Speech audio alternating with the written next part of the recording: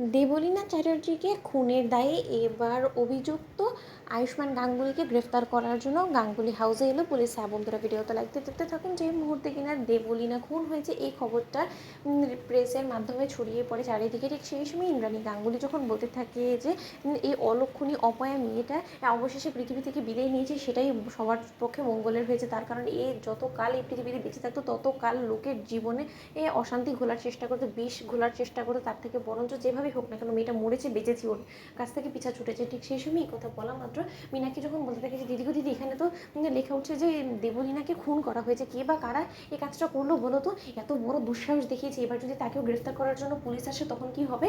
ঠিক সেই সময় এই কথা বলা মাত্র এক পর্যায়ে ইন্দ্রাণী গাঙ্গুলি বলতে থাকে যে দেখ ছোট, যেই করেছে তার প্রতি আমি সত্যিই কৃতজ্ঞ থাকবো, কিন্তু এবার অন্তত আমাদের আয়ুষের দেবলীনার থেকে পিছা ছুটেছে। ঠিক সেই সময় এই কথা বলা মাত্র প্রেসে লোক থেকে শুরু করে পুলিশ অবধি যখন কিনা গাঙ্গুলি হাউসে এসে দ্বারস্থ হয় এবং বলতে থাকে যে না, এখনও পর্যন্ত দেবলীনা চ্যাটার্জির কাছ থেকে পুরোপুরি সম্পূর্ণরূপে কিন্তু আপনার ছেলের পিছন ছুটেনি। তার কারণ আপনার ছেলে রীতিমতো দেবলীনা চ্যাটার্জির খুনের পেছনে দায়ী, এবং সেই সমস্ত এভিডেন্স সঙ্গে করে নিয়ে কিন্তু আমরা মিসেস ইন্দ্রাণী গাঙ্গুলি এই বাড়িতে এসেছি। এবং এই যাত্রায় আপনার ছেলের যে বাঁচা বড্ড বেশি মুশকিল। আপনি যতই ক্ষমতার জোর দেখান না কেন, যতই আপনার আর পাওয়ার খাটানোর চেষ্টা করুন না কেন, কিন্তু কোনো মতে এই দায় থেকে আপনি আপনার কোন ছেলেকে কোনো মতেই এড়াতে পারবেন না। ঠিক সেই সময় কথা বলা মাত্র ইন্দ্রাণী গাঙ্গুলি যখন বলতে থাকে ইন্সপেক্টর কী সমস্ত উল্টাপাল্টা কথা বলছেন বলুন তো। হ্যাঁ, আমি মানছি যে দেবলীনার সঙ্গে আয়ুষের একটা রেষারেষি চলছিল, একটা অশান্তির সৃষ্টি হয়েছিল ওদের মাঝখানে, এবং এই সমস্ত কিছু অশান্তির যে আর যাই হোক না কেন আয়ুষ কোনো মতে খুন করতে পারে না, এতটুকু অন্তত আমার ছেলের উপরে বিশ্বাস আছে আমার। ঠিক সেই সময় কথা বলা মাত্র পুলিশ বলতে থাকে যে দেখুন ম্যাডাম, আমরা কোনো রকম কোনো প্রমাণ ছাড়া কিন্তু আমরা ফাঁকা গুলি করিনি, এবং তার থেকেও বড় কথা আপনার ছেলে কী করেছে সেটা না আপনি আপনার ছেলের মুখ থেকে সেই বর্ণনা শুনে নেবেন। এবং আমাদের কাছে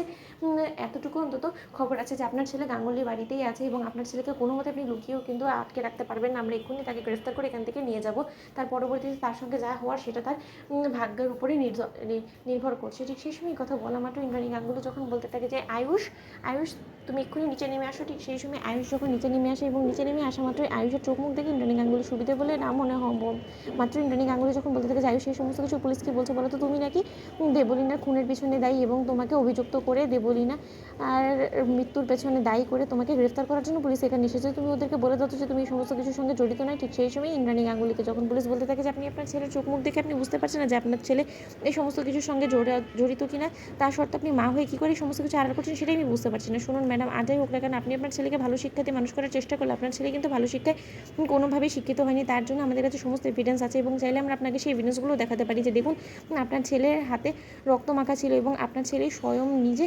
দেবলীনার পেট থেকে সেই ছুরিটা বার করছে। তাহলে নিশ্চয়ই আপনার কাছে এবার সুষ্ঠুভাবে প্রমাণ হয়ে গেছে যে এই মৃত্যুর পেছনে আসলে ঠিক কে দায়ী। তো বন্ধুরা লাইক কমেন্ট শেয়ার করো, সাবস্ক্রাইব করতে ভুলো না।